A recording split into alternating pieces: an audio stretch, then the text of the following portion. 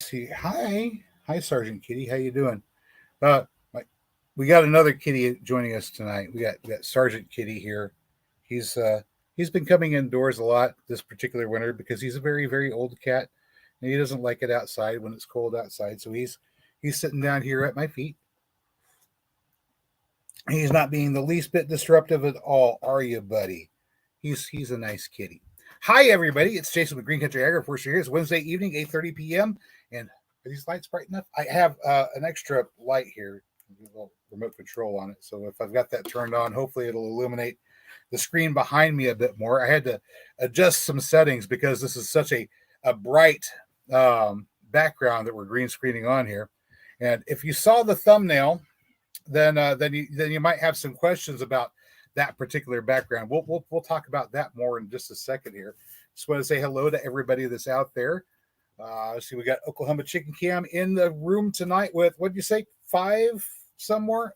9 more eggs to load up the incubator. They're getting ready to hatch out some more chickens. That's kind of cool. Sassafras Red is with us tonight. Hi. Waiting for spring. All the Insta gardeners are telling the flowers to plant stuff now. No consideration of the actual weather and precipitation that's coming. Yep. You got to pay attention to when your last frost dates are likely to be. It's a great time to have your tomatoes started in zone 7. I think I started mine about 3 weeks ago. I wanted to make sure I had the full 8 weeks for my tomatoes to get ready before I transplant them out. And I don't plan on transplanting them out until probably about the 15th of April. The 15th of April, aside from being tax day, is also about the time that I can get away with direct sowing just about anything I want outside. And I shouldn't have to worry too much about frost. So I am starting a bunch of tomatoes up in the back room. Solo cups, little red ones, couple holes in the bottom, peat moss in there, seed in there, bink, there it goes. And it couldn't be easier. You let them grow until it's time to transplant out, and they're usually good to go by that time. I fertilize with a little bit of water from the guppy tub. So after our first true leaves come on, I give it a little low nitrogen fertilizer from the guppy tub. So we're using basic aquaponics now. Let me see. Talking about potatoes in the first week of March. It's kind of hit and miss for me doing potatoes, because some years it just goes straight on into the hot weather. Some years it's still freezing in March. Mary the Missus is in. Moonsprout is in. Chicks due to hatch tomorrow. That's awesome news. Let's see. Just talking about how people say potatoes in by St. Patrick's Day, but what if it's been rainy and the soil's cold? Yeah, I don't know. You can't always go just by the date on the calendar. You have to look at your other signs and indicators. I think David the Good was talking about this in his little comment section, and he has the same observation, or made the same observation that I made, is whenever the pecan trees start to put on their leaves, you're pretty much certain that last frost is done. So just about anything that you can plant after the pecan trees put on their leaves, and usually the tree is right. Usually there are a couple of seasons, like a couple of years, whenever you have the male flowers come on, and before the female flower come on, you get a hard frost and you lose the male flowers, and it does crazy things to your pecan crop. I'll tell you that much. But those are few and far between. Usually the tree is correct, but there are other indicators too. For example, I've been looking in the yard for the hairy bittercress and the shepherd's purse, which are pretty much constant yard weeds around here. I don't do anything to remove them. I think they're kind of nice to have because, among other things, they're edible. But also they tell me when it's time to plant some early spring crops, like the Mizuna that I just sowed, and some peas. I went ahead and sowed some peas, and we're going ahead and overseeding a little bit of clover and alfalfa right now as well, because those can germinate here very quickly. I do have some of our clover from last year coming up, and I've seen some clumps of alfalfa already starting to come up from last year. That's encouraging. That means I've got a culture built into our gardening beds where I'm planting everything in the backyard, where we're developing that fertilizer as everything grows.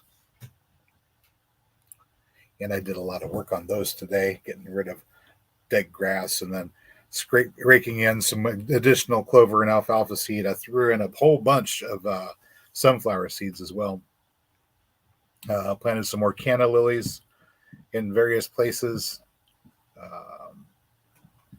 Not really the best time of year to be putting daffodils in, but I relocated some daffodils to protect our new trees that we've got planted.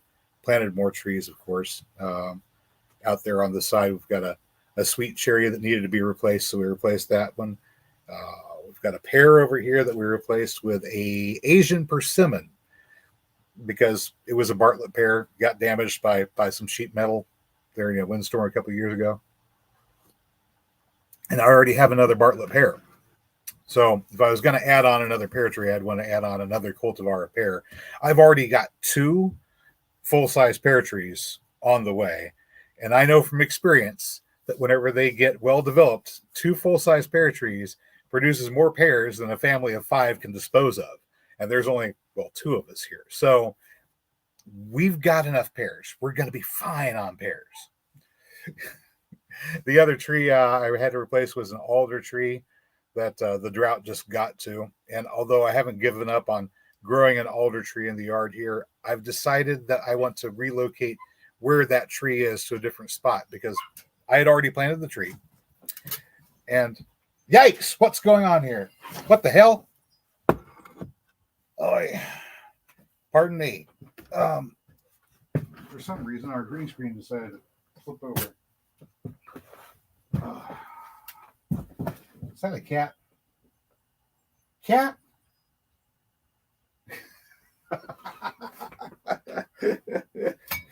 All right, that's our entertainment for the night. Sergeant Kitty decided to sabotage our green screen.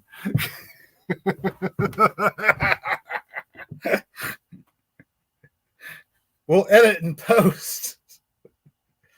Oh, my goodness. Oh, does anybody remember where we were?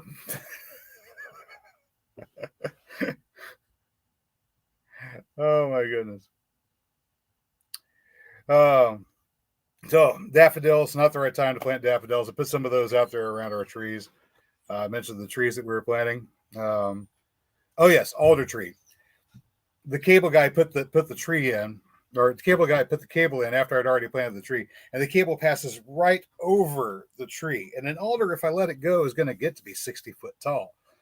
So that cable would be kind of in the way. I'd either have to relocate the cable, which would be kind of inconvenient because high-speed internet allows me to upload videos quickly and not spend all day doing it. I spend enough time editing as it is. Spending more time on getting uploads done would be a drag. So I don't want to mess with the cable if I can help it. Putting the alder tree in a different location seems like a good idea. So the alder tree either needed to get moved or it needed to die. It wound up dying. In its place, because this is an area that gets plenty of sunshine, we're putting in an almond tree. And I'm probably insane for doing it because this is zone 7 and almonds are not really well known for cat. Oh, good Lord, that cat's going to cause this screen to collapse on me again. He's gotten kittenish for some reason. He's a 12-year-old cat. Sarge, what are you doing? My goodness.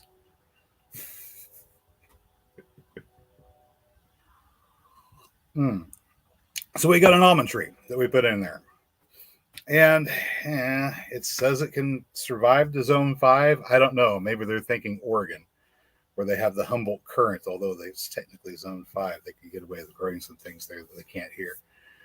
I don't know.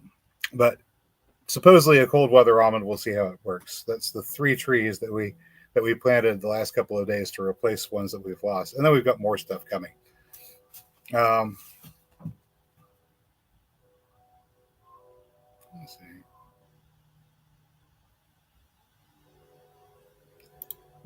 A well-drained area that usually tarp off in late December. Talking about preparing your ground for your potatoes. I always have a hard time with potatoes. I know some people have an easy time with it, but I don't know. All right. Sassafras Red is asking if we're talking seed bank photos. I probably should get to the topic sometime in the very near future, huh? All right. So back on topic here. That little sign over there behind me has bank failure since 2009. Of course, you guys have heard the news, right? There's another bank has failed. Oh my goodness. It's going to be economic catastrophe. Get your money out of the banks. Um, so Wise Mary, of course, a few weeks ago, whenever I had observed that there seemed to be an awful lot more train derailments than usual, said, is it more train derailments or is it that they're just getting reported more? And I went and checked and found out that, well, lo and behold, there's essentially a train derailment every 6 hours. And if a news agency was going to report on train derailments, they would spend their entire time covering absolutely nothing but train derailments. And it would be a very, very, very, very boring news broadcasting company. Nobody wants to do that. So it was just weird that a lot of train derailments were reported in a short span of time. Usually people wait a while before they report these things because otherwise it's kind of boring. Moving onwards. Same philosophy here. How about bank closures, bank failures?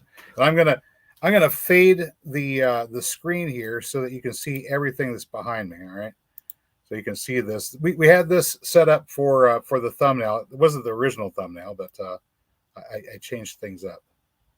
Let me go here and hang on a second. Fade the other way. There we go. Can you guys see that? Okay.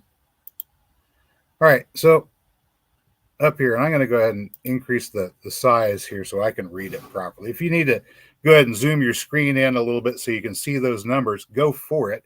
What I'm looking at here is a list of total bank failures by year since year 2009. Remember, 2009 was the year after the financial Armageddon. 2008, whenever the housing market was taking a big nosedive. Those credit default swaps that have been traded, turns out they were not really worth much of anything because the mortgages weren't getting paid off. It was all like baking poison into a batch of cookies, and everybody was buying those cookies. It was horrible. So 2009 comes around, and the big meltdown is still happening, right? 2008, big meltdown with the housing crisis, those credit default swaps going. Everybody's worried about the banks going under, and the banks are going under. 2009 hits, 140 banks failed in 2009. 2010, it was 157 banks that failed. 2011, there were 92. Hey, the failures are slowing down in 2011. Green shoots, right? Green shoots, they say. 2012, it was 51. 2013, 24 banks failed. 2014, 18 banks failed. And then by 2015, things kind of mellowed out a bit. And in 2015, there were only 8 banks that failed. 2016, there were 5. 2017, 8 again, but still not back to hundreds. So I guess that's promising. 2018, an unusual thing happened. And the unusual thing that happened in 2018, you're never going to guess what was so unusual. No banks failed in 2018. There were no bank failures at all in 2018. 2019, there were 4. 2020, there were 4 again. And now we've got pandemic panic, and things could really go weird with banks now. But 2021 comes around, no bank failures. 2022 comes around, no bank failures. 2023, I know we are just starting the year, but there have only been in 2023 2 bank failures. Neither one of them were my bank or anywhere close to my bank. Credit Suisse, I think it is, and Silicon Valley Bank. I'm not involved with either one of those. So I'm going to go ahead and exit from full screen here. And we are going to go back to our settings and find this little knob here and bring my face back. Hi, everybody. Here I am. There we go. Let's go back to right around there. It looks about right. Okay. So it turns out, wow, bank closures, bank failures, not really quite the oh my goodness everybody panic thing that it might seem to be at first. The number of bank failures per year, if it's only 2, and if it stays below double that number, below 4, then we're on par with what it was from the average 2019 through up till now. So this is not unusual to have bank failures. Anyway, that's what I'm trying to say. That part, I don't think you need to panic. But there's other reasons to panic. Let me get up here and have a look and see what everybody's up to. Oh my goodness, the chat's just been rolling by, hasn't it? Should we panic? I don't know. You know, they say disaster is another form of opportunity. And everywhere I look these days, I just see more opportunities, more and more opportunities. Places where you can go, you can do something, you can provide a service, you can produce a product, you can do something to generate some income, to generate food, whatever it is that you're into. Opportunities abound everywhere. The only thing holding anybody back really is lack of proper mental attitude and a willingness to get up and do something. Other than that, opportunities are everywhere. And since disaster is just another kind of opportunity, I'm kind of worried. Maybe the reason there's so many opportunities is because we're in the middle of a disaster. And I'm just not seeing the disaster. I'm only seeing the opportunities. And anyway, I digress. Let me see here. Possible hail tonight in Texas. Moonsprout is saying, yeah, we're getting ready to get some weather here a little north of you, north of the river. Let's see here. Sasspress saying Zone 6, May 15th is average last frost date. Yeah, we have a presumed average last frost date here in Oklahoma, but I've learned not to pay attention to what the calendar says. In general, if I wait until the 15th of April, everything should be safe. Should be safe. Results may vary. Yeah. Plant early, plant often, and if I was running one, I'd say the same thing. Good for business.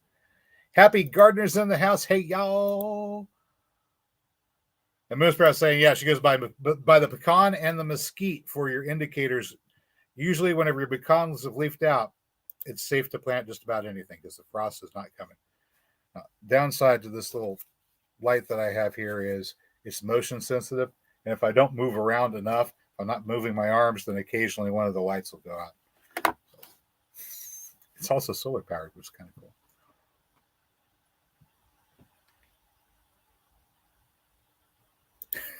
There we go. Something within 5 minutes. Usually your pecan trees will not put on their leaves until after the last danger of frost is passed. Usually. It is not 100% foolproof, but it is a pretty darn good indicator. Especially if it's a well-established tree that's been through a few frosts. In other words, a young tree might make the error, but an older tree knows better. Oh, that reminds me. Hang on a second here. I'm going to put what Carolyn said up there on the screen and then go on to something that I was looking at earlier today. Here in North Florida, she puts her potatoes in the ground just after the new year. They grow in a raised box on the deck, and they're doing great. Yeah, see, you get a nice long cool season down in Florida. It's called winter. It's a long cool season. It's not cold the way it is up here. It's just a cool season, which is great for growing potatoes. And sandy soil is great for growing potatoes too. So I mean, Florida gardeners, tell you what, you got it made. Anyway, we were talking, Mary and I, about doing some stuff with this space that's over here where our garage is. There's a concrete pad there. And just to the south of the garage where the concrete pad is an old RV shop, which also has a concrete pad. So there's an area maybe about 8 foot or so in between those two concrete pads. They were building right up to property lines back in the old days whenever these two buildings were built. There's a space about maybe 8 foot wide in between those two concrete pads. So we've already got established between those concrete pads effectively a rhizome barrier.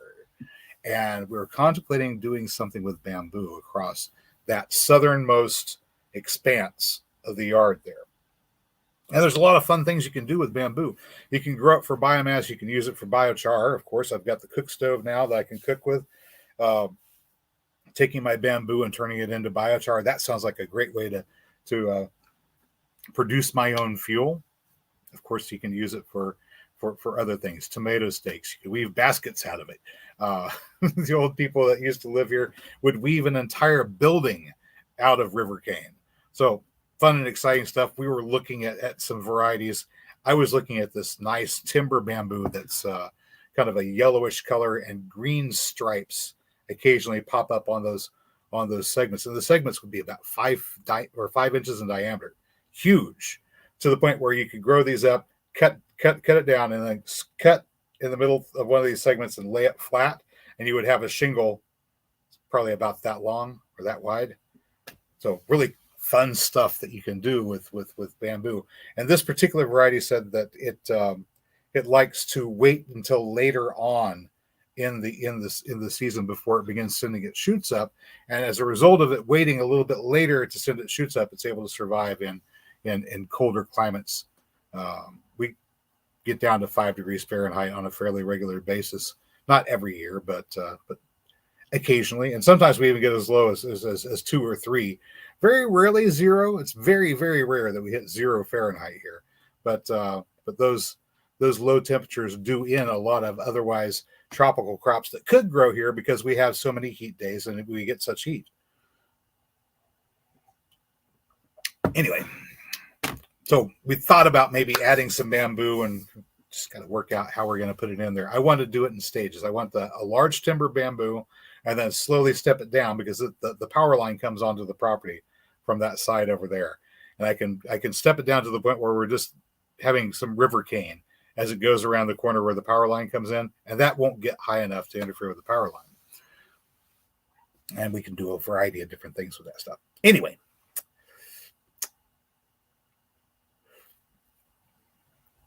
Mary's saying Oklahoma chicken cam. Yes, I went over there and checked it out, Mary. He's got a live streaming camera pointed at his chickens in his yard. Yep. And based upon the neighborhood, I really can't tell. He could be right down the street from us in all actuality. It looks like maybe 2nd or 3rd Street over there to the side here in Tulsa. It's uncanny. I think I've seen that carport somewhere too.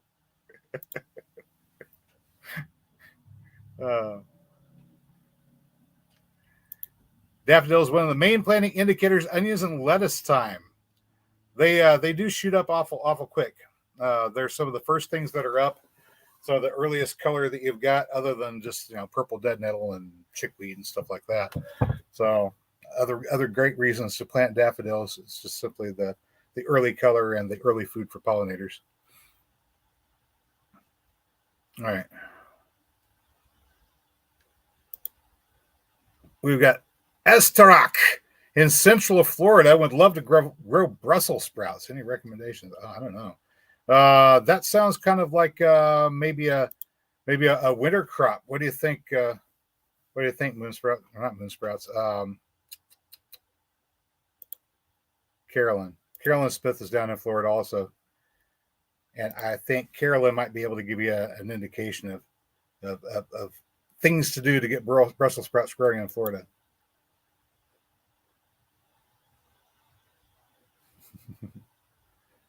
We got Joe in the house. Yeah, kitty shenanigans with the screen. Safeway. Get my Brussels sprouts from Safeway, dang it. All right.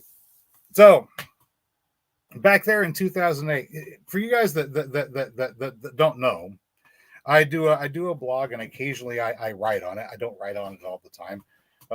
Sometimes I'll just wake up at 2 or 3 o'clock in the morning and go, I think I'm going to write something. I'll sit down, I'll start writing, and the blog gives me some place to put whatever's on my mind at 2 or 3 o'clock in the morning, and I'll put that out there. And sometimes I'll use that as the basis for the show. And of course, tonight's show, it's kind of loosely based upon that post. It's called, the blog post was A World Without Money, and I am just going to go share this thing right here. Hey, look at that. There it is. This is of course our blog post. Get my face out of the way here so I can scroll down and show it to you and zoom in a little bit to make it a little bit bigger. A World Without Money. I wrote this about 4 days ago in the middle of the night. And if you're familiar with my writing style, you can see this lovely writing here that we've got. Let me go back over here, and we're going to drop this link. I think it'll go out that way there, so you can go have a look at that. I use this blog post as kind of my way of working out my thought processes, I guess. So just down the street from us, and I use much more colorful language in the blog post. Uh, just down the street from us, there is an old recycling center, a recycling company. They're right on a spur of the railroad that connects Sand Springs to the railroad line that serves Tulsa, and so they can load up railroad cars full of scrap from that location. Very convenient for them. Shipping by rail is a great way to move scrap metal from here in the middle of the country to, say, out in California, where they will pay a lot more for it than they'll pay for it here. But the price that they pay for scrap aluminum is posted on a sign, a marquee sign right out by the street. And since that is between us and the town of Sand Springs, and if I'm heading towards Tulsa, I'll be going straight to downtown Tulsa, and there's nothing I want in downtown Tulsa. I'm always going towards the smaller town of Sand Springs, shopping trips to the ranch supply store, which is kind of in between, and things of that nature. So I am passing by this sign all the time, constantly passing by this sign. Now, that recycling business has been there for as long as I can remember. And they're always buying scrap aluminum, but the amount that they're paying for scrap aluminum changes. So I can look at that sign and see what they're paying. Prior to 2008 and what is the aftermath of the affordable housing programs, if you can remember that wonderful series of programs beginning back in the Carter administration with the intention of making housing available for everyone, regardless of whether they could afford to pay for it or not, led to savings and loan failures and bailouts back in the late 80s, if you can recall that incident. And then Clinton wanted to double down on the Community Reinvestment Act, tampering with things even more. And then 2008 arrives. And of course, the bill for everything comes due. And it turns out that you can't just loan money to people that have no ability to pay it back and then take that loan and sell it as a secondary security and trade those and mix them up in the bond market without, or in the stock market without things going horribly awry. But that was 2008. Prior to 2008, the price for scrap aluminum was 50 cents a pound here in Tulsa, Northeast Oklahoma. Well, Tulsa County, sort of in between the city of Tulsa and the city of Sand Springs. That's what it was there. And at that time, we actually did, at one moment, contemplate if we could manage to gather up enough scrap aluminum ourselves and load it up in a rental truck and just drive it cross country, we could go and sell it in California and more than pay for the road trip.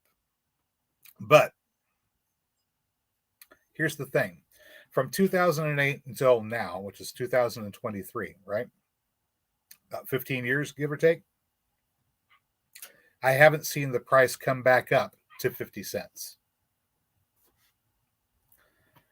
So that little economic weather vane that I have there on the side of the road has told me that there's no demand. There's no real increased demand for aluminum. Now, you're always going to have some because people are going to buy soda pop and beer, and it's going to come in aluminum cans, and there's going to be the beverage market. So there's always going to be a market for some. And there's that sort of sustenance level, perhaps would be the way to say it. That level is somewhere around 25 to 30 cents per pound of scrap aluminum. And it never really drops much below that, or it hasn't yet. But it very rarely goes above 40, and it has not yet gone back to 50. Actually, it very rarely goes to 40, and it has not yet come back to 50 cents in the last 15 years, as I've been watching, driving by on a fairly regular basis. All right. And guys, I know I've made this observation before, and you can follow along on our website and read for yourself if you like. I've made this observation before that living in the city is an awful lot like being one of those cattle in the stockyards, right? You're sitting there getting fattened up. Day's going to come where they're going to lead you off to have one bad day, but as long as somebody keeps on buying the food in and bringing it and feeding you, there's plenty of food to eat. But you're stacked in here with the other cattle, shoulder to shoulder, right? Your herds are just turning up the ground and churning up the ground. Nothing's going to grow in the ground. There's just too many of you stacked in here. This is the stocking density for humans, right? We got too many people in too small a space. It's not that the world is overpopulated. It's just our population centers are overpopulated. And it's impossible for a person to be able to just walk out their front door and harvest what they need to eat from their immediate surroundings in a city. As it turns out, though, there is more than enough land available out here in the great wide world for people to be able to move out of the city and live very, very comfortably off of what the land can produce for them with some basic precautions. Anyway, I digress. Question comes, well, when is it not profitable to buy the food in for the people who are stacked in to these cities like cattle on the feedlot? Well, what was this? Not too long after 2008, when we see the aftermath of affordable health or affordable housing, and we look at the correction that came along with that. Somebody else had the bright idea to make affordable health care, and I began wondering if our already fragile economy could survive the correction that would come from that boondoggle. Of course, there have been other boondoggles since then, and more corrections bound to come. So I started to think about what I would do if I hit 65 years of age and there is no Social Security available. That seems to be the likely scenario. I can't rely upon that. And my stock market investments, having some experience in that area previously, are also not entirely 100% reliable. You have to have some other method of ensuring that you're taken care of in your dotage. Having children that will make sure that you get your soup and your diapers are changed is kind of a nice way to go. And it's worked for humans for several thousands of years so far. Also, making sure that you have enough food planted that you can get to has worked very well for humans for several thousand years. So I've been slowly but steadily working on ways to make sure that if the money suddenly stopped having any meaning, I would be okay. Kind of a different take on being financially comfortable or financially independent. Is financially comfortable be kind of like a modest form of being well off? But my ambitions are to be financially independent, maybe not in the sense of having lots of money, because as it turns out, having lots of money doesn't really do you a whole lot of good if the money has no value. No, I decided I'm going to invest in what's called living capital. And living capital is lots and lots of trees. For example, I have now 2 different cherry trees over there, persimmon tree, almond tree, 2 pecan trees here. Another one started over there. I'll have to clear out some room so it can get big, but that's the 3rd pecan tree over there.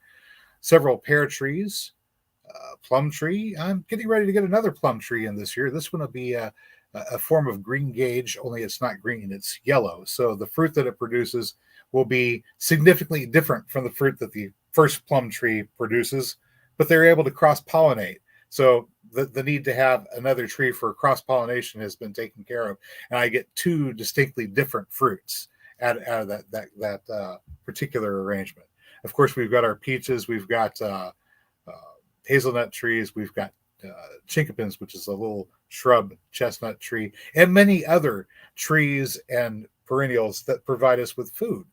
We've been steadily building up these things, and I don't know, call me a hedonist, but I like having fresh, clean water to drink. And I enjoy being warm and dry in the winter. So early on, whenever we get started, I went ahead and found the old sand spike that somebody had sunk on the property, what they'd used to water their yard with. Hooked it up to a manual hand pump. Found out that lo and behold, yeah, it still works. The pump that we got, we ordered up from Lehman's, the catalog company, and it was a little bit expensive. Granted, yes, but it had a connector that allows you to screw it directly onto a regular garden hose. So we could pump the water directly into a garden hose, which would go to a reservoir that we can hold the water in, or we can pump it straight out to the garden. Since it's already a hose connection, Mary got some RV type filters that you can screw right into a garden hose type connection. So we can filter the water with those. And those are pretty easy to replace and easy to stack up a whole bunch of them. Will last a good long while. We got ourselves a wood stove, and slowly but surely, bits and pieces of things that we need to have clean water, fresh water, to have heat in the winter, to have food, all the necessities of life, short of well, we do have to wind up paying our property tax apparently. But as much as possible, if we had to make do with whatever tiny amount of money we could get our hands on to pay off things like the mortgage or house payment, property tax, and things of that nature, we could, in theory, cut our expenses down to just those things and make do with a very, very small amount of money. Almost anything that we could get our hands on would be sufficient. So we've been very, very diligent at working on making ourselves independent of the world of money as much as possible. Someday the house will be paid for, and then the only thing we have to worry about is property tax, possibly insurance. That's it.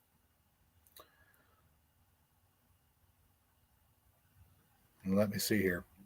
I should probably relate another story that I wrote about in that particular blog article. I did put the link out there for you, so it's there, and I'm not going to read it. I'll just tell you about it. I did a video last year, late in the year, about our top 5 crops, survival crops, and no, not our top 5. Well, it's this one. Top 5 things this is top 5 things you need to know. I can't remember the title of my video. The 5 things you need to know before beginning your first survival garden. And I'm out of coffee. And I said you need to get out there to wherever you're planning on having your survival garden. If you've got a plan that you're going to grow a garden to provide yourself with food if things get bad, if that's part of your thought process, is like, if things get really bad, I can always plant a garden. You need to go to the place where you're going to be planting that garden. You need to take the things that you're going to be growing in that garden, and you need to be getting your practice at growing them now. You've been needing to get that practice in for the past decade or so, because there's things that you won't know until you get started. One of the things that I didn't know whenever I got started gardening here was that oregano wasn't going to want to grow for us very well. Turns out, no, didn't really grow that well. But there's another plant that grows fairly well here that can take the place of oregano. The colorful yarrow that you can get from the box store. Nice, it's pretty. It is yarrow, but it doesn't handle winter here in Oklahoma very well. It dies off. It'll grow for a season or two, but there'll be a year that comes around that it just doesn't come back. But there's a native yarrow that grows here, white flowers, that can be blossoming and even blooming right in the middle of winter. There's snow on the ground, and here's this yarrow going, hi, I don't care that it's freezing cold out. I'm going to go ahead and do my life cycle and produce flowers right now because who cares? So I went out and got some of that.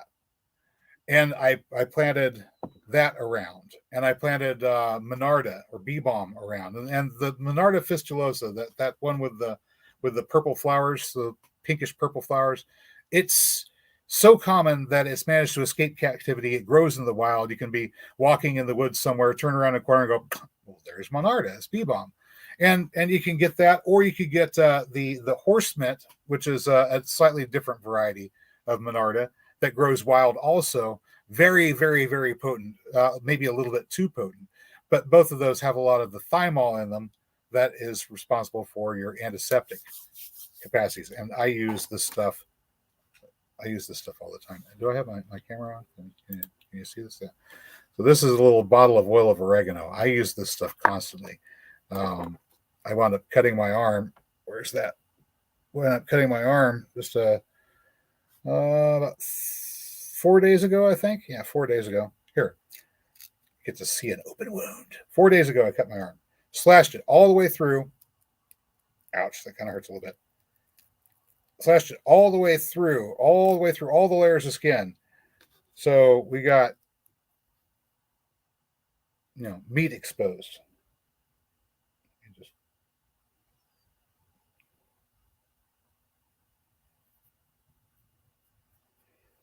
All right. So let me get that right. So there's our wound after about 4 days.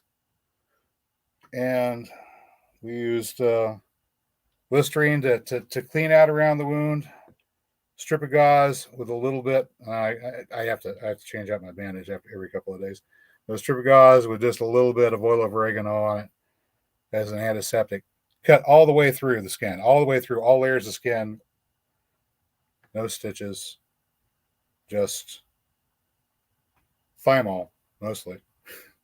Thymol, a little bit of alcohol. The Listerine has thymol methylsalicylate, eucalyptol, thymol methylsalicylate, eucalyptol, and menthol with a little bit of alcohol in it. But just on the gauze pad, that was thymol from oil of oregano. It's about 20%. But oregano, I can grow the stuff. I love oregano. Greek oregano especially has a great flavor to it. Excellent as an antiseptic for a medicinal herb. But after about 2 or 3 years here, it dies off and it won't come back, which is kind of a problem if you're trying to grow something medicinal. So that Monarda took its place. But I would not have known that if I had just walked onto this property at the beginning of some sort of crisis and said, okay, I've got my plan. I'm going to grow my food. I'm going to grow my medicine and everything's going to be fine. No, my main medicinal herbs would have failed, right?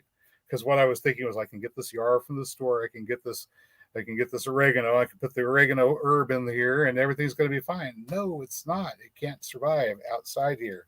You may be able to survive in your kitchen window if you've got a southern facing kitchen, which we don't. Our kitchen faces north, so I can't put it in my kitchen window. I only have a couple very, very small windows that face south. I can put things into windowsills and grow them. So this concept would not work at all. But these are the things that you just don't know whenever you get started. You have to have the practice. Otherwise, you will find out quickly that there are challenges that you are not prepared for. All right. Shoo. I kind of made an accidental discovery with regards to the yarrow. That first yarrow that I brought back, I managed to collect it at the Oklahoma meetup at Pryor a couple of years ago, and I brought it home with us. Met a few nice people out there. I haven't been to any meetups since then. I've been busy. It's kind of hard to travel to meetups whenever you've got livestock that might get killed if you don't take care of them on a routine basis. I have to make sure the ducks get put away, the ducks get let out, make sure they have water, make sure they have food. If I am away for a couple of days and I don't have somebody to take care of them, then I'm likely loosen ducks. As a result, I just don't go anymore. I digress. I brought the yarrow home. I took cuttings of it. I grew it very easily from cuttings. I was delighted to see it spreads easily from cuttings. I planted them out in the yard and then discovered that the gophers really like yarrow. So the gophers were coming along, grabbing the yarrow plant and just yanking it down. The entire plant would disappear. And it was like one plant a day. Boom, boom, boom, boom, boom. Every day for about a week, one plant disappeared. I was like, oh God, I only got like 2 plants to begin with, made seven cuttings off of those, got those rooted. I've got 9 plants and I've already lost 7. I'm down to 2 plants. I took the 2 plants I had left, I stuffed them in a pot and said, okay, I got to protect my yarrow plants because I don't want the gophers to eat them. But I eventually got them replanted and I planted mint along with it. And the gophers have left the yarrow alone because it turns out that rodents don't like mint. The strong smell of mint is annoying to them. So if a gopher is digging along, going, let me see the roots of this plant over here, and he hits the mint, he goes, oh God, I don't like that. Get that away from me. And he backs off and leaves it alone. So if you have areas that you want to hedge gophers out of, mint's a good choice. Daffodils are another good choice for stopping rodents. Daffodils, of course, are not edible. They're mildly toxic to humans, so they'll make us nauseous, give us the sweats, possibly vomiting. But, it's not going to kill you. You're just not going to like life for a while. Rodents don't like them either. So planting that stuff around areas that you don't want the rodents to go. If they're digging along, they go, There's that daffodil bulb, doesn't really smell that good. I don't like it. I'm not going to eat it. And then there's that, oh, mint, that's horrible. I don't like that. I'm going to just go find some other place to be. And hopefully we can guide the gophers off the property that way. We'll see how that works. But so far it's protected the yarrow. So when we replanted our cherry tree over there, I moved some mint and some daffodils to plant around it. Today I was, like as I said before, I spent the day protecting some other areas with yarrow. That surgical tape is just so sticky. I've got little bits of schmutz on my arm from the surgical tape. Shale. Nice thing about this stuff is it keeps on multiplying. You know what I mean by that is when I first brought out hazelnut trees and when I planted hazelnut trees, I had to buy hazelnut trees. I had to buy them. I had to plant them. They didn't all survive. We had a lot of losses. Gophers apparently really like the taste of hazelnut trees, and they like to nibble the roots. And unfortunately, those roots are down a little bit deeper than mint and daffodil. So they're going to provide me with some protection for some things, but they're not going to be like ironclad armor for everything. Ultimately, I'm going to have to find some way to deal with gophers. And that may mean more cats, or it might mean more snakes. Who knows? I'm experimenting with letting the ducks run around, and maybe the pitter patter of little duck feet and the possibility that a duck might decide to peck at your head or pound on your head with its bill if you poke your head up out of the ground. Maybe that'll discourage gophers a bit. Who knows? We're going to experiment with it. But more and more, we're just trying to develop a system that is capable of providing us with our food, our fuel, and our medicine. And we don't necessarily have to have money for these things. Money's nice, but eventually we want to be able to be independent of those sorts of things. Part of the thing that we're working on is trying to assemble a functioning diet for humans that can be generated out of a very, very small area, like immediately around your house. Can we make that functioning? Can we make it healthy? And here's something interesting. Most of the people, whenever we sit down, and I've included myself in this list too, because whenever I first started, I had that mindset. I grew up on a farm. My grandfather operated our particular family farm as a massive market garden. He grew corn and beans and tomatoes, and he grew some potatoes, cucumbers, melons, all that sort of stuff. And he also aggregated produce from all around the world, operating a produce market 24 or 365 days out of the year, 7 days a week. Not 24 hours a day, but every week and all year long operated the produce market. Became very famous for it locally, as the Conrad Farms, naturally, that was the logo. But eventually they went out of business. His brother took over. He retired, went fishing, and Uncle Chester, whenever he finally decided that he had had enough, would have turned the business over to his kids, my cousins, well, his second cousins, but none of them wanted to do it either. So currently, that logo and property are just sitting there unused. Anyway, the mindset that I had growing up on a farm and being familiar with what a farm looked like is you're supposed to have these rows, and these rows have the produce in them. There's your carrots, there's your radishes, there's your mustards. Here's your potatoes in this row, corn's in this row. Well, you need to plant corn in blocks. So there's 1, 2, 3, 4, maybe 5, 6, 7, 8 rows of corn. Pop, pop, pop, pop, pop. That's a lot of corn, but hey, corn's good. We like corn. We eat a lot of corn. All of these different vegetables are in these rows in the garden, and people have grown this way for a long time. But the things that are grown in rows on farms are selected for that purpose because they're easy to grow in rows on farms. You have a certain degree of automation that you can bring to the process of producing food on a farm. You've got your tractor, you've got harvesting equipment, and growing certain crops is easy to do, or easier to do, with the degree of automation that you have on a commercial farm. Whenever you try to translate that to a backyard garden, you can make something that looks like the commercial farm in miniature, but all those expenses, they don't exactly scale down to the backyard scale. So you still have to put out fertilizer, but the fertilizer you buy for your backyard is not the bulk discount that a farmer gets. You have to pay a fairly decent amount for fertilizer. The other soil amendments, pesticides. Are you going to use herbicides, fungicides, the other things that the farmer uses?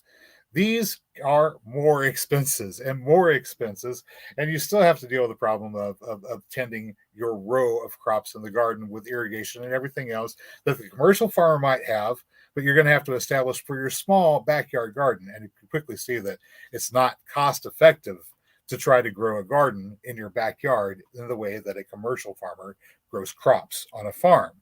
You spend way too much money, you don't get enough to show for it, and you have to spend so much time on it. It's just not worth it. This is why nobody grows these market gardens in their backyard unless they're really into it. You have to be really into it.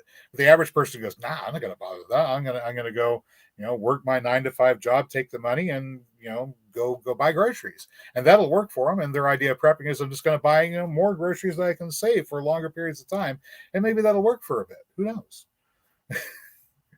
But as far as actually growing a garden, producing their own food, there's you can't quite do that in town with a backyard garden. The inputs are too high, the return is too low. So what do you do? And so I started thinking about, okay, what would the ancestral diet be like? Because I know for a fact that our ancestors were not running around with bags of 10-20-10 fertilizing the ground. They weren't using pesticides. They certainly didn't have combines, and they didn't have tractors. They didn't have diesel engines. They had none of these things that apparently we have to have in order to produce food in the modern era. So what were they eating, and how did they manage to produce the food that they needed? So I imagine that ancestral diet as being something like this. You have plenty of nuts and berries, fruits in season, tender greens, and edible roots. You add in some fish, small game. And if you're fortunate enough to domesticate a jungle fowl, you'll occasionally have eggs and poultry. Well, in this particular case, we've got a domesticated waterfowl in the form of the ducks. And I can see developing this sort of thing into a garden design. So I started with pecan trees, as they take the longest time to reach their necessary growth. It's 15 years before you get a really reliable harvest out of them. And then it's only about 50 pounds at 15 years. And then you'll get maybe 3 pounds extra each harvest each year from that on the average. And they just go up and up and up from there. So you have to get these started early. But those pecans are also useful for providing shade for the house, because it gets hot out here. And you can imagine if we have some sort of an economic collapse or coronal mass ejection, or who knows what might happen that would disrupt things. Being able to knock a few degrees off the heat in the summer might be a nice thing to do. I also might want to have some surface water. So if we can get a breeze going with shade, surface water under the shade of trees, that might get us maybe 15-20 degrees knocked off. And that would make life a lot more tolerable, especially in the middle of summer, if for some reason we can't have electricity for air conditioning. But so we have the pecans. That's good source of calories and protein. You could say about 1 pound of pecans is 2,000 calories. It's a little under 2,000 calories. So a pound of pecans is a day's worth of food. You probably wouldn't want to eat just a pound of pecans. That would get old very quickly. And that's okay. There's only room here on this 3rd acre. We got 2 1/6 acre lots that are side by side. We don't have enough room for 3 pecan trees. And really, the way I envision it, per acre, you might want to have 9 pecan trees. I know a lot of people like to cram them in, and I've seen 12, 24, 36 pecan trees per acre with some of these intensive orchards that are out there. But I like the idea of planting them with enough space between them that their crowns never come together.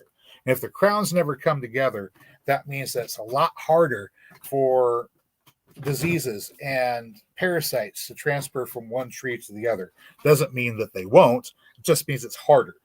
If the crowns are coming up together and touching at the top, then, pardon me, I'm taking my shoes off like Mr. Rogers. If the crowns are coming together and touching at the top, then it's a lot easier for diseases and parasites to transfer between trees. So just spreading them out to the point where their maximum spread, 60 feet whenever they get mature, is they're not going to touch.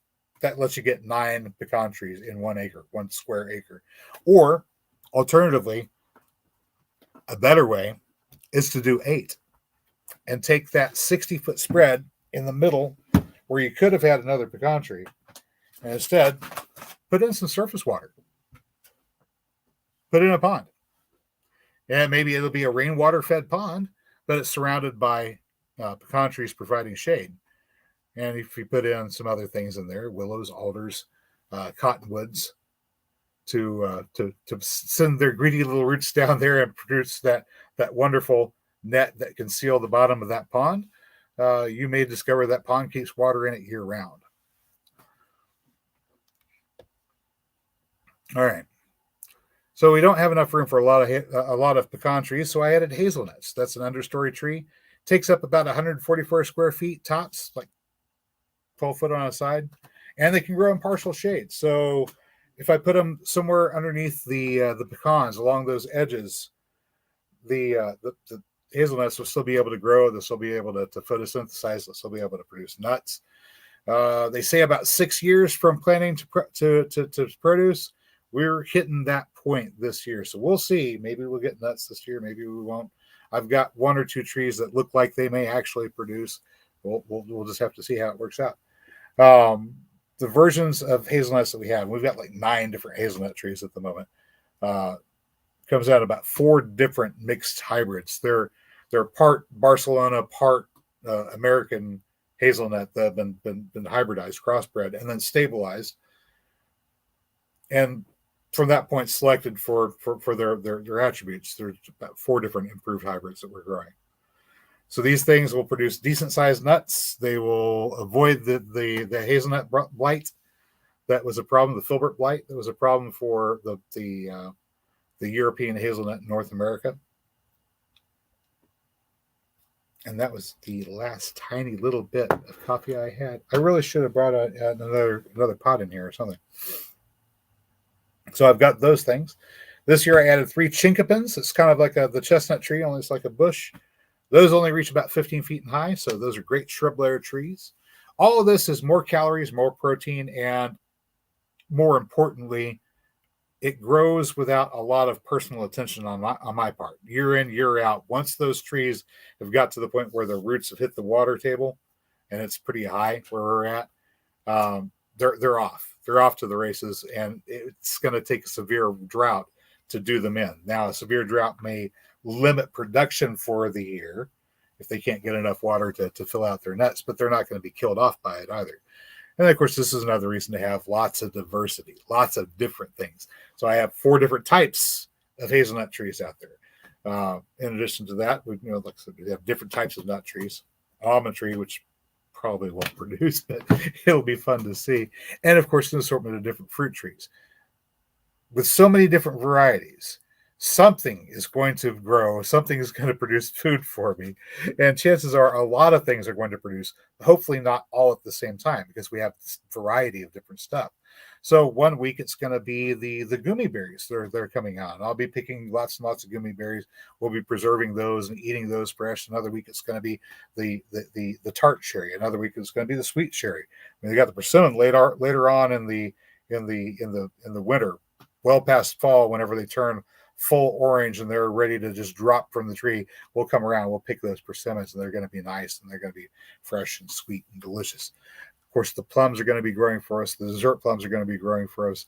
The jujube tree is going to be growing for us. All of these different fruits and nuts available, and of course, producing more and more year after year. That's great. But going down to the ground level, I've discovered that we've got root crops, which are also edible flowers. So we've got the daylilies, which we can grow, edible flower, edible roots, edible shoots, and the canna lily that we grow, which are also edible flower, edible roots, and edible shoots. We're adding in, I think, what is it? The Solera esculenta, the Indian breadroot this year. Hopefully we can get those to grow. Vicky sent me some Apios americana, which is the groundnut, a vining plant that produces an edible tuber. All different kinds of wonderful stuff. And all of it, once again, functioning, regardless of whether the money is still around tomorrow or not. Got Richard R. in the house saying good evening.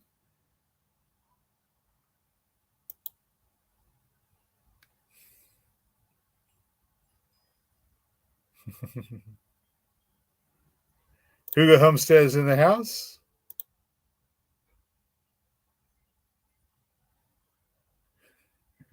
Eric Hale showed up. Hi, everybody. Let's see.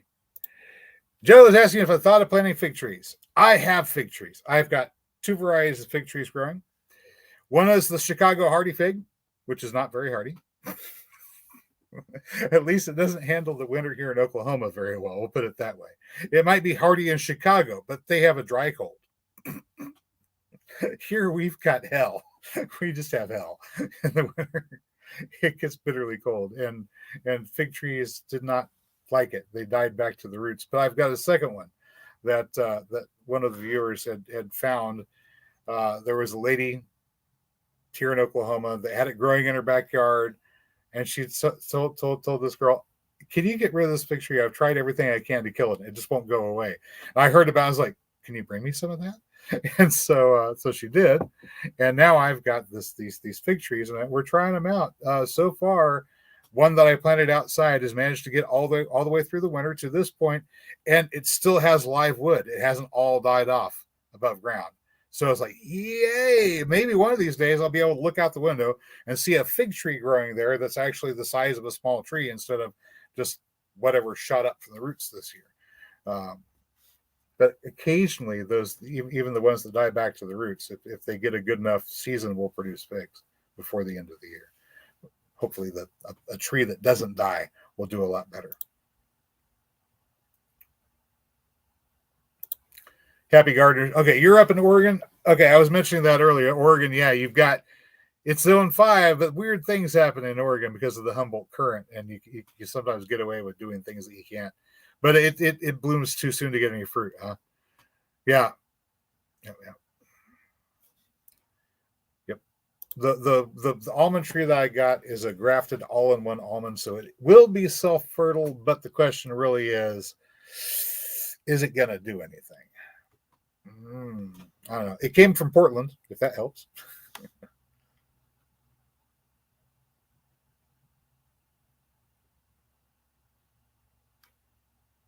Red Scout in the house. Howdy, howdy. Let's see. Almond blooms are really pretty. I don't know how well they smell, but they are just gorgeous. I mean, the peach blooms are gorgeous. Cherry blossoms are gorgeous. Almond blossoms also pretty. If we were a little bit further south, I'd just say heck and plant mission almonds. Lots and lots of mission almonds. They're just gorgeous trees.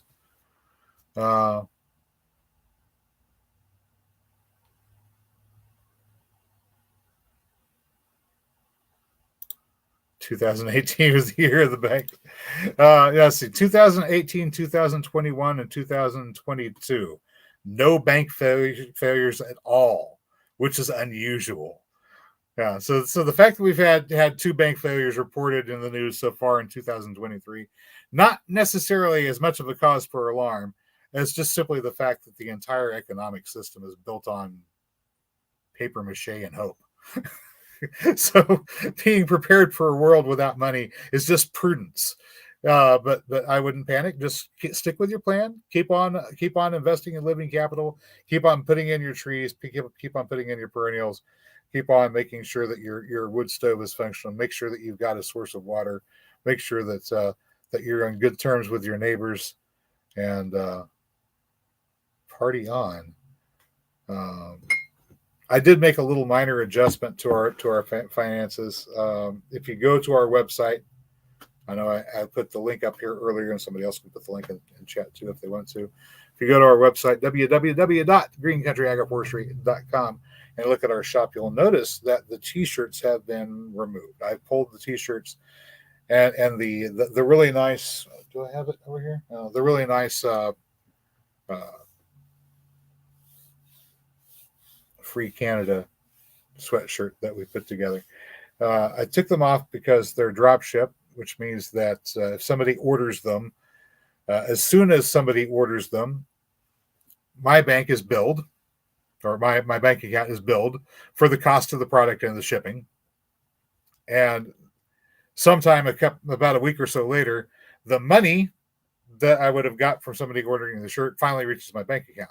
So I have to float whatever it is for about a week before I ever get paid. And if I don't have the money in the bank for whatever reason, I could theoretically go bankrupt from people ordering too many t-shirts. Ordinarily, this is not a big concern, but if something weird happens with the banking system, for example, one or more banks involved in this process have an issue, I don't want to be stuck holding the bag for an order that I can't fulfill. Meanwhile, everything that we grow here is still in the catalog and it's still available, except for rosemary, which is out simply because all of our rosemaries got killed, except for the one little one that I've got out front, which hopefully survived the drought and the winter and is coming back. We'll see. If not, we can start all over again, I suppose. We had a good 40 or 50 rosemary bushes at one time, so I guess we can get built back up again. But Mary is saying bank gets consolidated. Usually, this is what happens: a bank will fail; it'll go out of business, and then all the assets on its balance sheet will get bought up by another bank. They'll go, okay, I'll take that on. Thanks. Your loans are now our loans. Your business is now our business. Whoopee. And usually it's not that big a concern. Maybe it's going to be a big thing this time, maybe not. It is true that the entire system is stretched to the point of breaking. If the Federal Reserve decides to increase interest rates, then some banks in other parts of the world are going to have some pressures and problems dealing. That sort of a chain reaction could result in some severe economic distress. But once again, if you're not worried about where your next meal is coming from because you're producing it yourself, you can manage to just withstand some economic headwinds, so to speak. Something tells me God is saying, stand and deliver your money or your life. Seems like it anyhow. Well, the thing is, I'm trying very, very much as time goes on to arrange things around here to be able to walk away from the world of money. And I didn't put this in my blog post, and I guess I'll talk about it now. I usually don't talk about matters of faith much at all, because I understand there are people that are going to watch the channel that have all different faiths and all different beliefs, and I'm not a person that can tell you what you should believe. I can tell you what I believe, but I'm not going to tell you what you should believe, because that's everybody's choice to make for themselves. I'm very familiar with Christian traditions, the Bible, etc. A little bit more in depth. I'm very familiar with this and some other things. Yeshua, Messiah, comes along 2,000 plus years ago. He had a few things to say about money, and without making any decisions about any judgment call about whether Christianity is right for you or not. That's your business. The things that the Messiah says about money were interesting. One occasion, somebody comes up to him and they want to pull a fast one on him. So is it lawful to pay taxes? Remember, Judea at this time was under occupation by Roman rule, and the Romans wanted taxes. And the question is, well, is it lawful? We're talking about lawful under Jewish law to pay taxes to Caesar. And Yeshua, Jesus, he's a bit of an anarchist. And they're trying to catch him here. And he says, okay, fine. Here, I'll tell you what you do. Why don't you go take your line, go throw it in the lake over there, and pull out a fish. Just go do that for me real quick. So he goes, catches the fish, brings it up.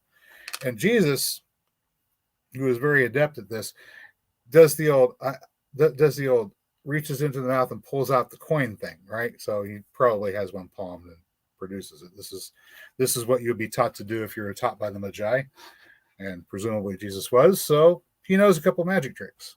Don't want to step on anybody's toes here, but not every miracle is quite as miraculous as you think. Magicians have been doing things in this part of the world for quite a while. Just saying. This particular one looks more like prestidigitation than a miracle. It's often sold as a miracle, but the message was the important thing, because he tells them, hey, take a look at this coin. Whose face is on it? And they say, well, that's Caesar's face. Caesar's face is on that coin, right? Hang on a second here. I'm going to remove that. Go to my settings, my background. Did I have? I could swear I had it. No, I didn't ever. I didn't load that virtual background. Wow. I could swear I did. Hang on just a second here. I can put that back on. Maybe. I don't know. I was going to put the coin up there, but apparently I have already erased that picture. Sorry, I can't put that up there. I was going to put the coin up there for everybody to look at. I was looking for a coin that had a picture of a Roman emperor on the side of it. The one I found was a Greek coin. It's a gold Greek coin, but it has that nice side profile with the picture there. All right. He says, whose face is on the coin? They said, well, that's Caesar's face. And he says, okay, well, give Caesar what belongs to Caesar and give to God what belongs to God. And people take away from this that it's a miracle he pulled a coin out of the mouth of the fish. Well, once again, palming a coin, reaching into the fish's mouth, and producing a coin is not a great feat if one knows a little bit of sleight of hand. But the message here, of course, is that coin was made by Rome. It's Roman property. Rome takes care of Roman business with the Roman coin. So you can give that coin to Caesar. It's his anyway. But everything else in creation belongs to God. As a result, followers of Jesus in the early days would assemble outside of the towns. This is where Saul would find them when he went to go persecute him. He didn't find them inside town. He found them outside the town, because they would assemble outside of the towns and create communities outside of the town, not using the Roman monetary system. The reason why Rome wanted to get rid of these guys so bad. They weren't participating in Roman life. They weren't participating in Roman religio. They weren't using the Roman monetary system. They were about as stubborn little anarchists as you could find anywhere. And this Jesus fellow, they managed to kill him off, but his followers are still here, and they are not easy to deal with, because the more you persecute them, by golly, the more they get dug in, and they just won't quit. Anyway, the other occasion that Jesus had to talk about money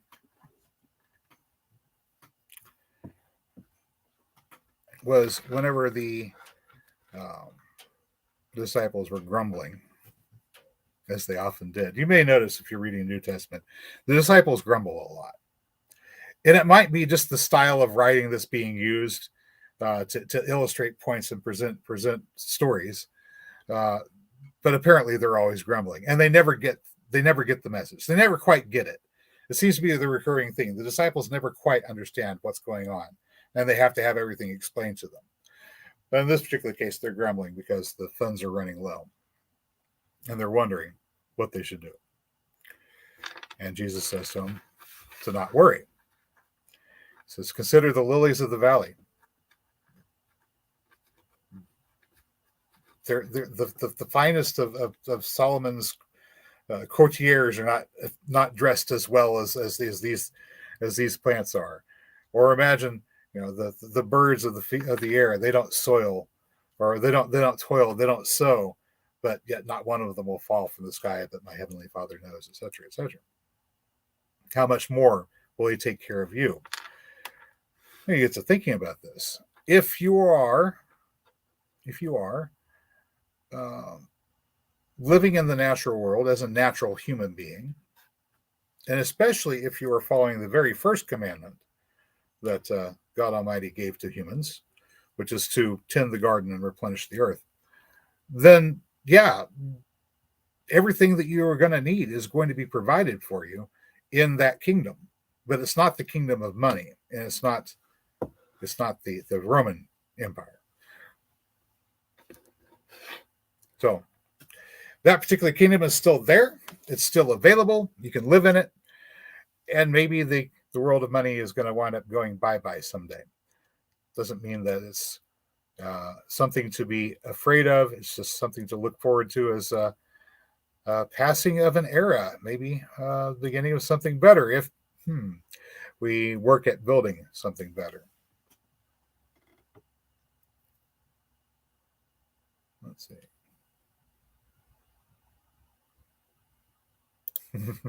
Happy Gardens keeping lead, brass, garden seeds, and rice. There you go. Something with real value is always nice. People talk about Bitcoin, but at the end of the day, it's very, very easy to make something digital go bye bye.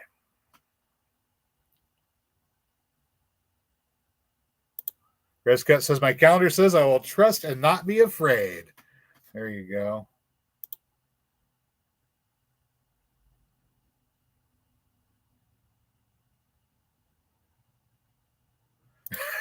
Dr. Pepper flavored peeps.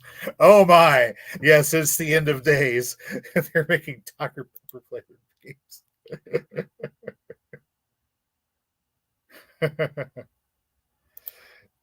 So, potatoes on Valentine's Day. That's early. We're still frozen on Valentine's Day. But, that's why I decided to grow things that have edible tubers that turn out to be flowers too. Dahlias. We're going to be experimenting with dahlias this year. It's going to be fun. I got my text message earlier today from the company in Holland that's shipping them to me. Yeah, I know, right? I went and ordered bulbs from an actual Dutch florist. I've got some interesting things coming. We'll put it that way. They're going to be edible and pretty to look at and different. And hopefully that there'll be some inspiration whenever they show up, or whenever they produce flowers, they'll be an inspiration. I had started dahlias last year, and then the entire water main debacle occurred, and they did not survive it. John's in the house, a little late. 8:49.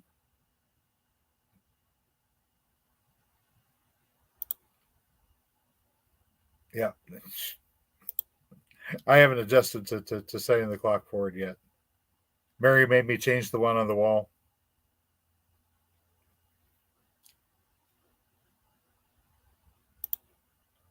Going back to bamboo. Running bamboo, incidentally, is the one that produces the edible shoots. And we were looking at a variety called fishing pole bamboo. And fishing pole bamboo will get to be maybe 35 foot tall and up to 1.5 inches in diameter. And we were thinking, yeah, it's not bad, 35 foot. We don't want it right underneath the power line, but the rest of the area back there, along the area where we have the 2 concrete pads for a rhizome area, that would be just about perfect. And I would like to have some edible bamboo. So win-win. And then maybe just put the big timber stuff a little bit closer to the street. So we'll have the big timber bamboo out this way, or maybe not there, right? Starting right after the bur oak. I've got a bur oak next to where the carport is. So maybe right there we start the timber bamboo. We just do a small patch, timber bamboo, and then rhizome barriers to interface between that and the fishing pole bamboo, and you run that until you get to the point where it might start interfering with the power line coming in. Bamboo is like kudzu; they take over. Yeah, if there's nowhere for it to go, then it won't take over.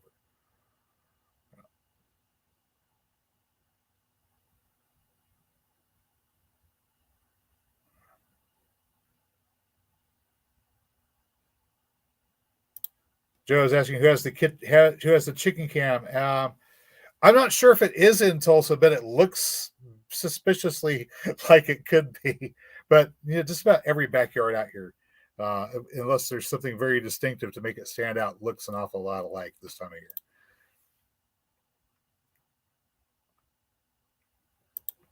Closer to Stillwater. There you go.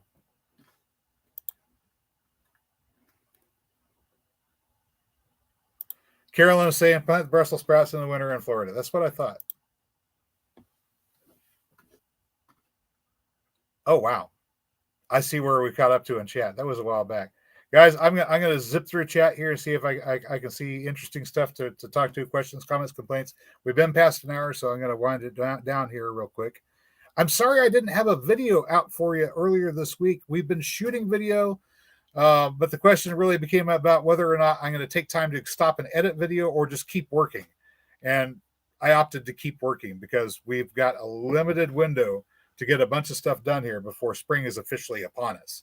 So I've been working at getting a lot of plants transplanted. Our old daylily nursery is being relocated to a different spot. So I've been digging them out and filling orders, but as I've been digging them out and filling orders, I've been taking more of them and transplanting them to the new spots where they're going to go. The spot where they have been is going to be turned into one of those walkways that we also store water in. So we dig out a trench 3 foot wide, 3 foot deep, stuff it full of wood chips, and then every 2 years we scoop the freshly made soil out of it and put it on top of our garden beds. So we're making our new fertilizer and topsoil amendments inside the walkways. Okay, I should stop cackling like a villain. John's taken off.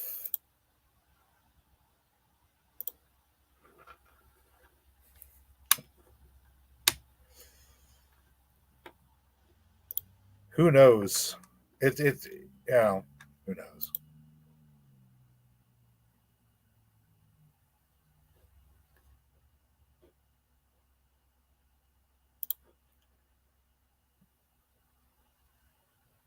Casper says, I wonder if they're going to have people who make money scrapping.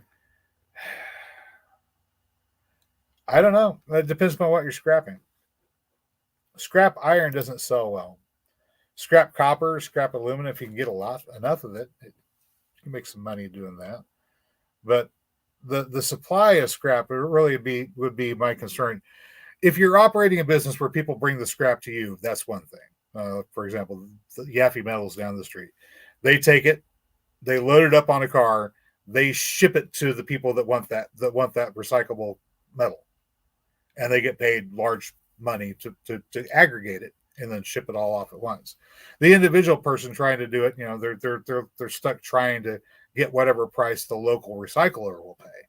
The local recycler is the one that's getting paid the large bucks to ship it to someplace where the actual demand is.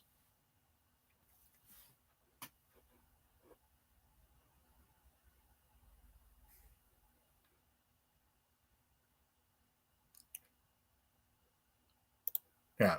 $150 a ton, but it takes you can load a ton of steel up on your truck and trailer, get $150 for it. I mean, if you don't have anything else going for you, you got a truck, you load it up with all the scrap metal you can find. People put stuff out the curb. You go, hey, might have picked that up for you? Washing machine, dryer, whatever. Pick it up, throw it on the back of the truck, take it in. They scale it out, $150 a ton. Well, I mean, it's pocket change. Puts gas in the truck.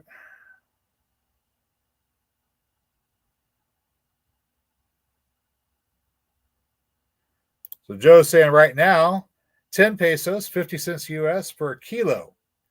So back in 2008 here in the US, it was 50 cents a pound, and a pound is a lot less than a kilo. So you're getting 50 cents basically for 2.25 pound or 2.25 pounds. Scrap copper, 14 pesos. Yeah. Not a lot of demand. Demand is low.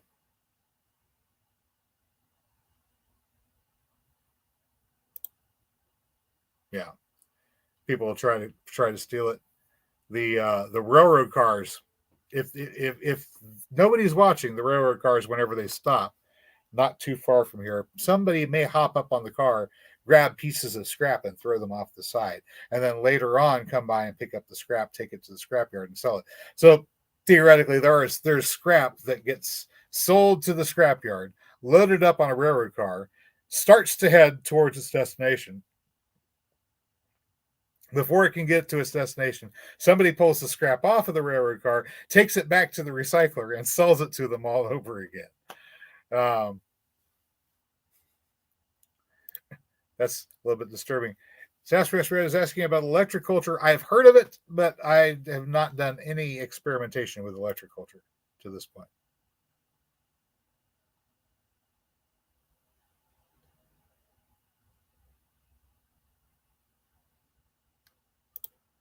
Scrap aluminum is where all my hand lines disappeared to on your. Who knows?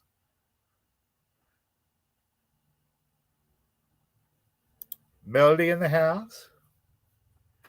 You don't drink, you don't smoke. What do? Garden. I grow plants. It's fun.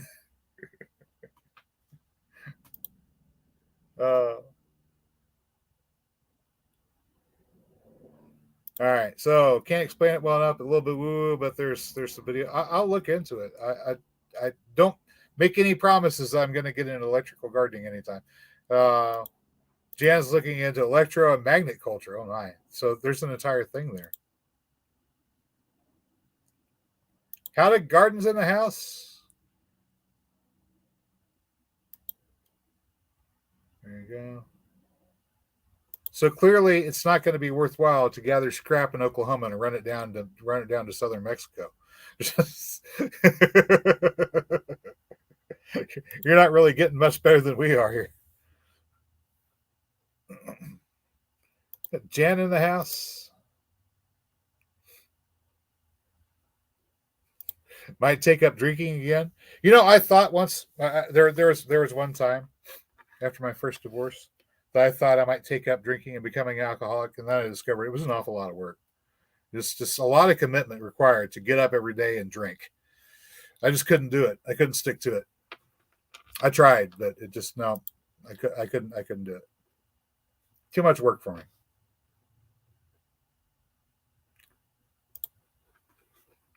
We are thinking about getting another shallow well. Well, actually, we're thinking about getting it a little bit deeper than the one we currently have. The one we currently have has a lot of sediment in it, and we might be able to get down deeper and get cleaner water to begin with. But probably we're going to wait until after we've removed the house next door and the big maple tree over there, and then we'll see about sinking another sand spike over there on that side. And there'll be one over here and there'll be one over there. And hopefully the one over there will have cleaner water, and maybe we can use that one for our drinking water and this one just for irrigation. Who knows? Probably about $2,000 worth of stuff, pipe and sand spike, and then just add time. The bore, that's 1 1/4 inch. So we can sink that down, maybe drop a tube in there, operate a 12-volt pump off of it.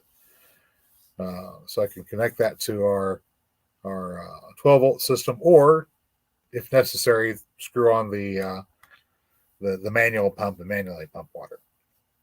Either or. We can do either or. Kimber says Texas is going to be voting on leaving the United States. Oh, again.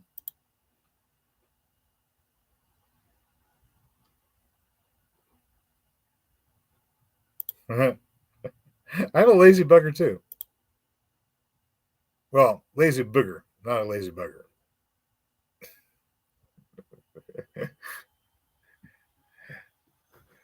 Getting out there and weeding gardens. I hate getting out and weeding gardens. I don't like weeding. I don't like weeding one bit. As a matter of fact, not too long from now, you'll see me produce a video where I show you exactly what I do to avoid having to weed. I go to extremes to avoid having to weed a garden. I've even gone so far as to get some livestock that will take care of my weeding for me. So you'll get to see that here pretty soon. Yeah, don't hold your breath on Texas leaving anytime soon. It's been talked about for a long time. It still hasn't happened. But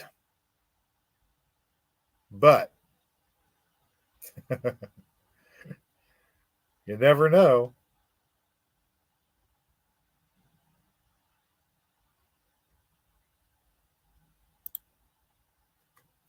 Got a whole shelf full of vodka and Everclear, huh? So you've got trade goods.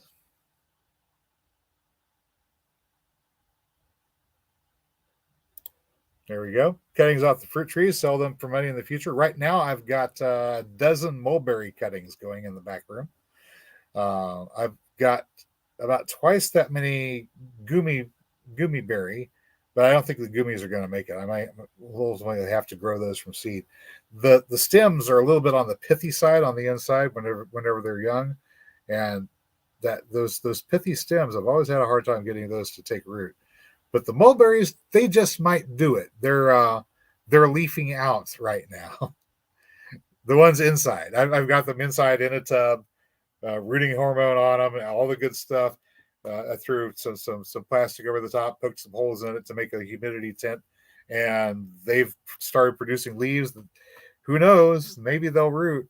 They'd be nice to have a few of these Morris Ruba red mulberries that we've got just right off the back porch. Sweet fruit, lots of it.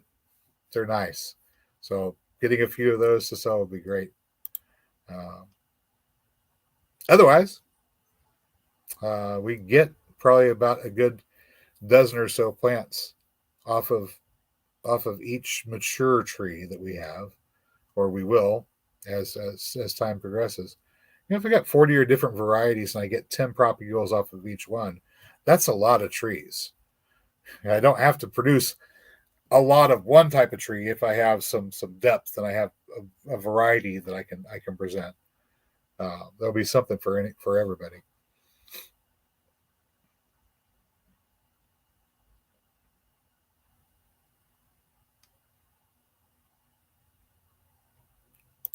He's talking about wild mint at Waterloo. That may be a horse mint.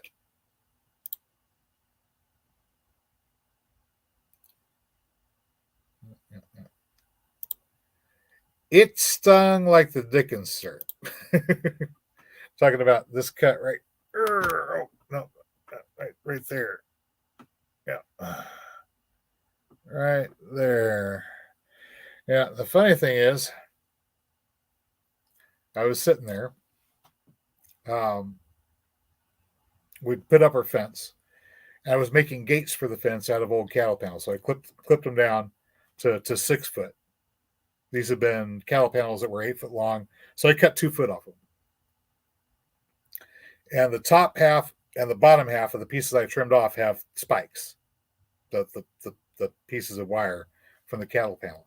When I stick them in the ground, those spikes in the ground, just stick them in the ground. It's useful. Holds up this little tiny miniature 2 foot trellis. Looks like it'd be perfect for growing peas on. So I put them at the ends of little garden beds and went, okay, we're going to plant peas here. Started raking up and everything, making little hills I can push the pea seeds down into so they can grow up out of there and cover the trellis. Very, very simple, easy to do gardening. I use a rake. This is how I prepare to plant, with a rake. Just rake up the area, put the seeds in, let them grow. Very easy. And then I'm reaching in to plant, and as I'm reaching in to plant, one of those pieces of wire just goes straight across my arm, slashes it to the quick.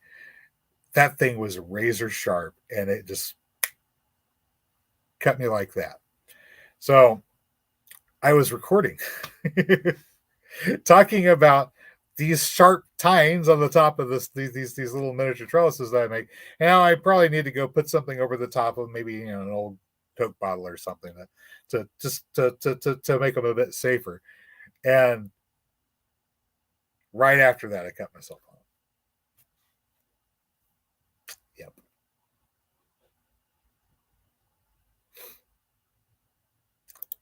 Mary is saying she sees kiwi in the middle of blackberry thickets. They both like the same kind of soil and conditions. So the kiwi is a vining plant, and the blackberry thicket is more of an herbaceous perennial. Well, bushy herbaceous perennial. In all reality, though, it covers everything from that herbaceous perennial layer, even slightly shrub layer, all the way down to ground cover. So it covers like 2 or 3 different layers worth of stuff all by itself.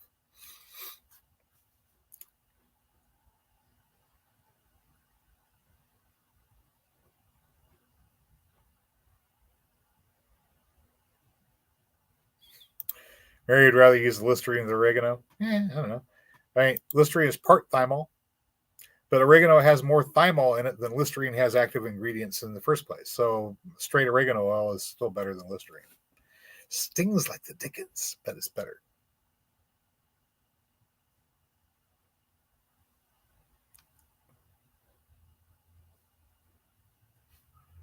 Let me see here. Lots of scrap on the old farm. Cool. All right. Yeah, and so scrap winds up being valued to be used. We have a problem here. I have a tendency to be a bit of a magpie. I get stuff and I don't want to throw it away. I've got these seeds here. They're in my hand, and I know I can't plant them, but I haven't been able to bring myself to throw them away. I mean, I can plant them, but the thing that grows out of them is not going to be able to grow here. It's these are date seeds. Um, so if these were sprouted and germinated, they'd produce a date palm. Not going to be able to grow here. For some reason, I just can't bring myself to throw them away. The dates were so delicious.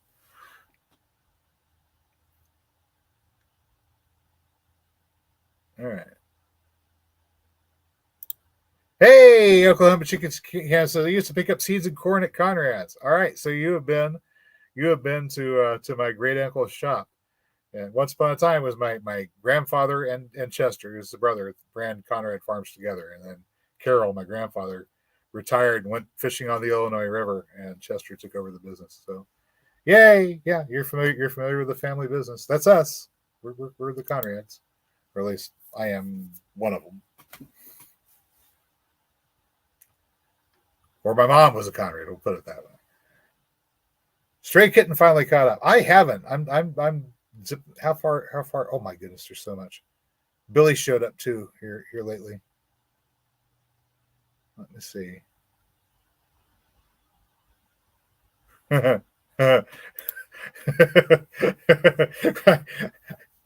don't think so. Not where he's at.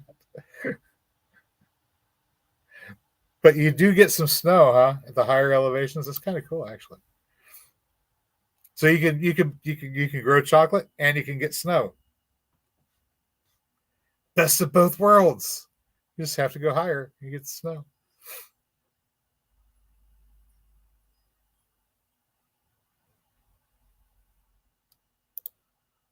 Don Scott said, I heard oak acorns are very good. It depends upon the oak. Red oak, not so good. Probably live oak acorns I wouldn't recommend.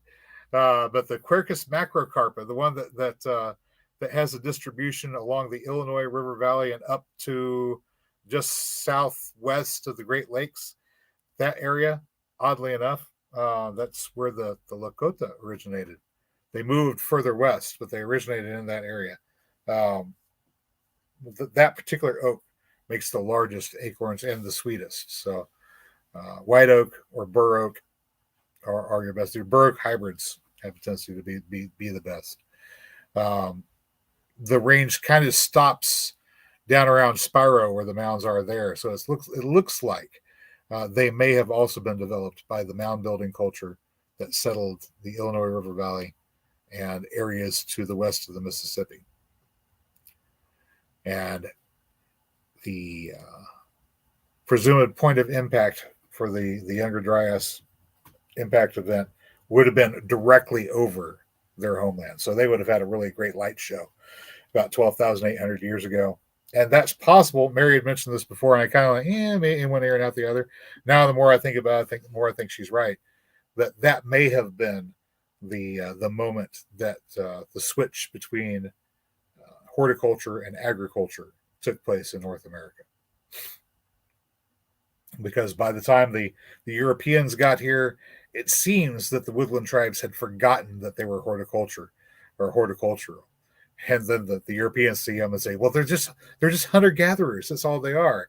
But of course, you can't hunter-gather anywhere unless you take the time to build up the necessary species to gather from, and the necessary species to support the game that you're intending to hunt. So at one time, they were horticultural, and they were maybe devolved by the time the Europeans arrived. They had devolved into a more agricultural civilization. Agriculture is a step backwards in the evolution of society. We've been suffering from a stunted civilization for about 6,000 years now. Humans, that is.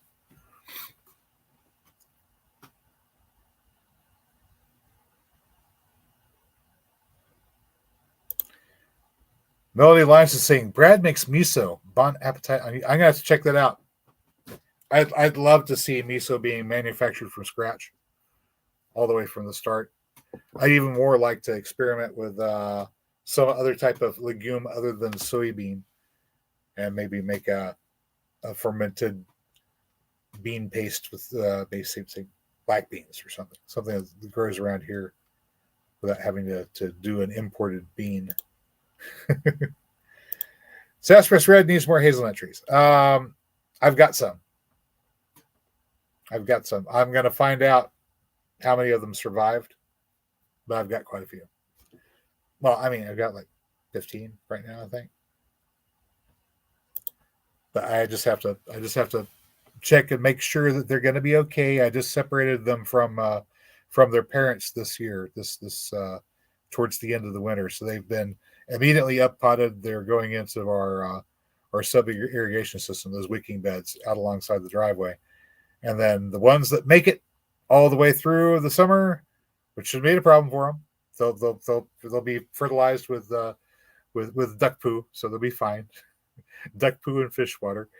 But come fall, whenever they go dormant, we'll see how many we have by then, and those will go up for sale. I may go ahead and list them. I need to do some work on the website where we sort things out by growing zones and times of year. For example, I've added the daffodils to the list of things that we're selling, although they aren't going to come up for sale until around July or after July, whenever I can lift the bulbs.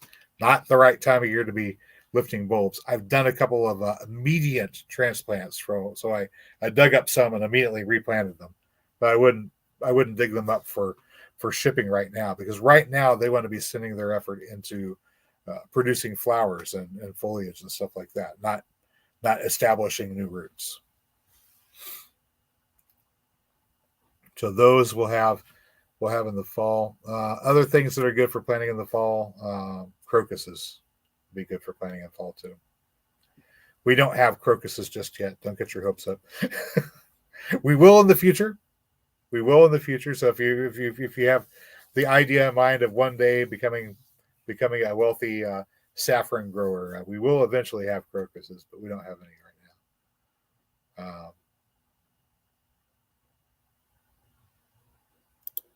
Speaking of oaks, yeah, red oaks have too much tannin. It's in theory you can process the nuts to make them edible, but they're already pretty bitter to begin with. So white oaks, and particularly the hybrid bur oak, produce a larger nut, and it also has a lower quantity of tannin in it to begin with. Some of them you can get away with just roasting the nut, and that's it. You don't have to do any more. It's already mostly tannin free. But you have to look for those particular types of oaks. They're not every oak tree is going to make an acorn that's that good to eat. Yeah, the bur oak and the mossy cup. Yep.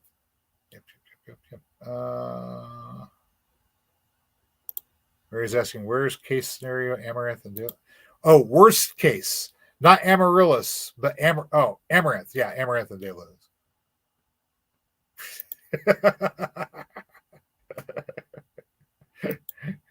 You've got lots of trees.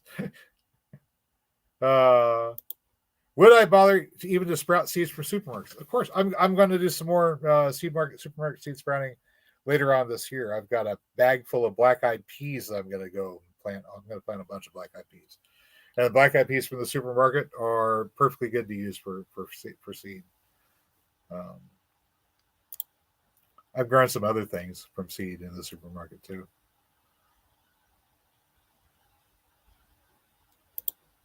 Mesquite bean pods. I've heard good things about mesquite bean.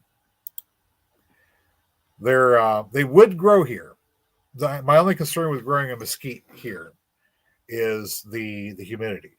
Whenever they're producing those pods, if they get too much humidity, they can form mold in the pod, and the mold that likes to grow in mesquite bean pods can be hazardous to human health. So, as much as I'd like to try them, I don't want to risk it with our level of humidity. Oh yeah, Chicago Hardy didn't survive in Central Illinois. There you go. Shit. Don't like much what comes out of Chicago anyway. Man. Yeah. Chicago used to be a cool town. I don't know what happened.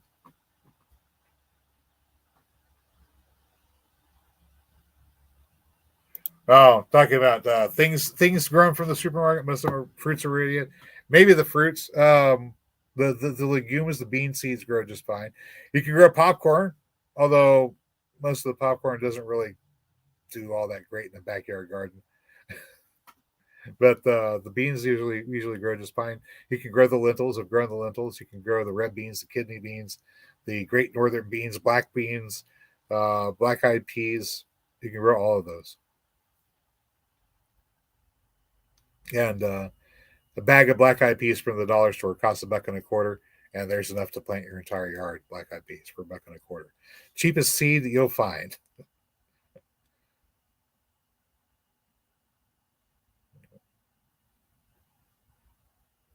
Let me see.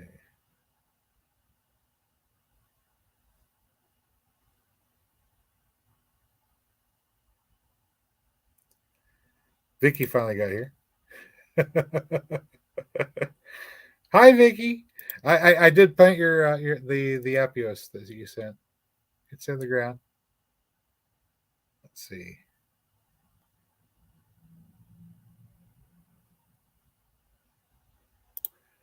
Well, everybody has some familiarity with the talk in translation. It's just the Old Testament. So it's just the Old Testament. It's written unusually. Well, usually for Hebrew, you see, you start at the back of the book and you read this way, which is kind of cool. Is this one that also has? Yeah, okay. So this particular one also has the.